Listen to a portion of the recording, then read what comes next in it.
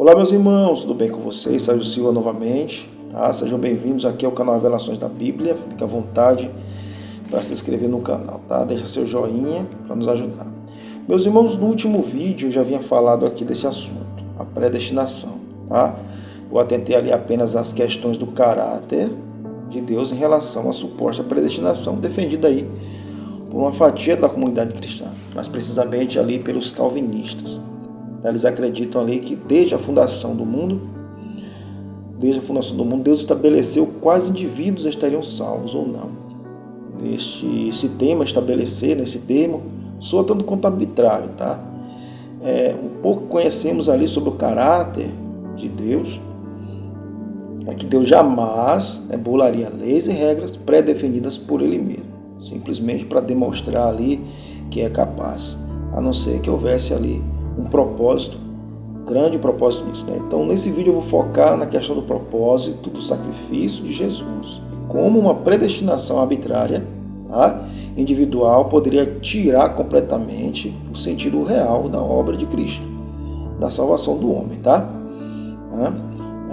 Existe ali um famoso adepto do calvinismo, né, conhecido como Charles Spurgeon.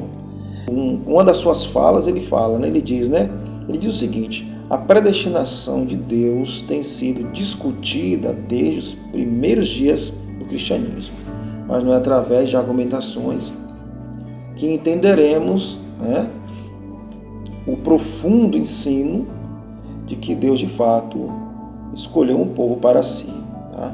Bom, eu concordo ali em parte, pois Deus não escolheu ali apenas um povo, mas dois povos, e eles estão ali na promessa feita a Abraão.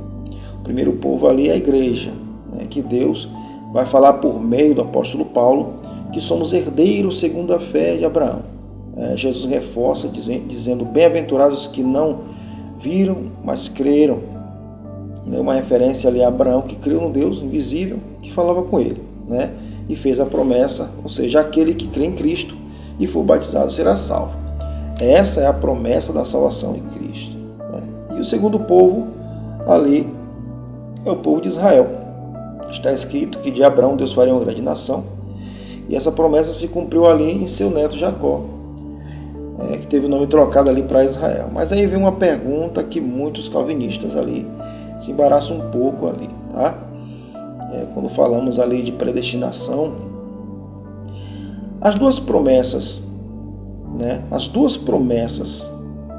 feitas a Abraão foram feitas ao povo ou à nação, à igreja de Cristo ou às pessoas que vão entrar nela. Observe que quando o povo é liberto da escravidão do Egito, o propósito era que todos chegassem a Canaã, mas apenas 2 dos milhares que saíram chegaram até a terra prometida, Josué e Caleb.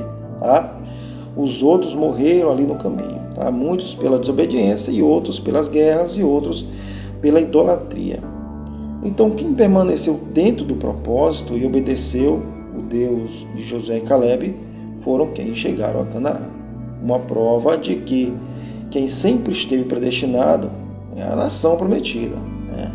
Abraão, e quem assim estivesse dentro dela e fosse fiel ali ao seu Deus. A predestinação se estenderia também para aqueles que estivessem fora, né, e que entrassem em Israel. Tá? Mas se ele se desviasse do caminho, acabava ficando fora da promessa, né? A promessa está sobre a nação de Israel. Tá? Com um detalhe: todos aqueles que quisessem fazer parte do povo eleito teriam que aceitar a circuncisão, né? O que desfaz ali completamente a narrativa de uma predestinação individual e arbitrária desse contexto. Da mesma forma aí é a Igreja de Cristo, a nova aliança pelo sangue, promovida ali através da graça. Todos os textos bíblicos que tratam da predestinação estão claramente relacionados ao conjunto e não ao indivíduo particular. E todos se resumem em um único versículo que está em 1 Pedro, versículo 2, que diz assim: pois todos fomos escolhidos segundo a presciência de Deus. O que é presciência? Presciência nada mais é que o poder de conhecer o futuro. Só é presciente quem é onisciente. Tá, meus queridos? Ou seja, a promessa da predestinação é para a igreja. E Deus ali, pela presciência, sabendo quem estaria fazendo parte dela no futuro, estendeu ali a predestinação a esses também, enquanto permanecerem dentro da igreja. Tá? Agora, por que uma predestinação arbitrária anularia o sacrifício de Cristo? Porque se é por escolha, já não preciso pagar o preço. Se não preciso pagar o preço do arrependimento, então não existe pecado. Se não tem pecado, não tem por que morrer na cruz. Imagina um ônibus ali indo para o seu destino predestinado ou predefinido. O dono da empresa lança uma oferta, né? E o filho do dono paga toda a dívida dos que estão dentro, dos que vão entrar, né? E o dono sabe que o ônibus tem um destino pré-definido e poltrona limitada. E pede para o motorista para em todos os pontos e oferta gratuitamente ali a entrada, porque o filho pagou o preço das passagens. Mas uns entram e outros não. No meio do percurso ali, aparentemente demorado, né? Bom, muitos desistem e deixam o ônibus. Mas o dono sabe que o dono sempre sabe quantos estaria no ônibus predestinado no final da linha. Nesse caso, o dono da empresa é Deus, o filho que pagou ali a dívida, as passagens é Jesus, e o motorista é o Espírito Santo. Aí você pergunta, mas por que Jesus pagaria a passagem para alguém sabendo que não estaria no final da linha? A resposta é simplesmente amor e justiça.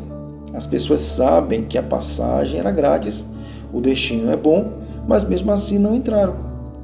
Quando eles estiverem diante de quem pagou o sacrifício pelo ingresso, ninguém poderá dizer que não teve oportunidade. É que se cumpre o que está escrito. Todavia seja Deus o verdadeiro e o homem mentiroso. Então, meus queridos, quem está predestinado à igreja? Então veja o que diz Efésios 5, 25 e 27. Vós, maridos, amai vossas mulheres, como também Cristo amou a igreja, e assim mesmo se entregou por ela. 26. Para santificar, purificando-a com lavagem da água pela palavra, para apresentar a si mesmo igreja gloriosa, sem mácula e nem ruga, nem coisa semelhante, mas santa e repreensível. Observe aqui que Jesus ele faz uma comparação entre o amor do esposo com sua esposa, o matrimônio, né? Sabemos que no contexto bíblico, o homem e a mulher se tornam uma só carne quando se casam, uma alusão espiritual que indica que Cristo também é um com sua igreja. Mas para que o salvo possa permanecer na igreja predestinada, ele precisa permanecer em Cristo, que é a cabeça do corpo da igreja. Veja o que diz em João 15, do 4 ao 17. Permanecei em mim, e eu permanecerei em vós. Como podes o ramo produzir frutos de si mesmo, se não permanecerdes na videira? Assim nem vós podeis produzir fruto nenhum, se não permanecer em mim.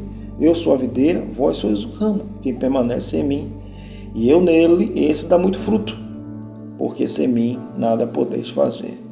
Tá? Se alguém não permanece em mim, será lançado fora. A semelhança do ramo secará, e apanha e lança no fogo e é queimada. Está claro aqui, evidente, que só existe predestinação se o eleito permanecer em Cristo. E quando Jesus usa o termo, se vós permanecerdes em mim, isso significa que não há predestinação arbitrária, mas a decisão permanece e é facultativa.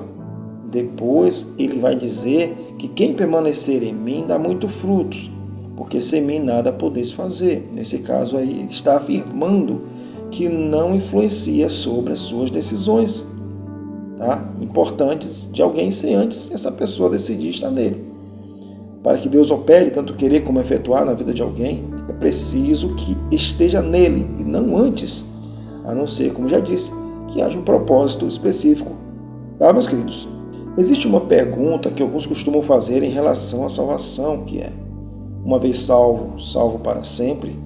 Se você considera que a pergunta tem caráter definitivo, claro que sim. Porém, isso não significa que Jesus é 100% responsável por todas as etapas que permeiam o processo de conversão. Se você crê que está salvo, então dê manutenção a essa condição. Não esqueça que nós somos salvos por meio da eleição. Essa eleição só pode ser concretizada se permanecermos em seu Filho. Por meio da presciência de Deus, preparou antes da fundação do mundo, como opção e escape, o destino terrível que o pecado original colocou sobre a vida da humanidade. Bom, meus queridos, esse foi mais um vídeo aqui do canal. Espero que vocês tenham gostado, esclarecido para vocês, tá? Fiquem com Deus. Até o próximo vídeo, se Deus assim permitir. Tchau e a paz do Senhor.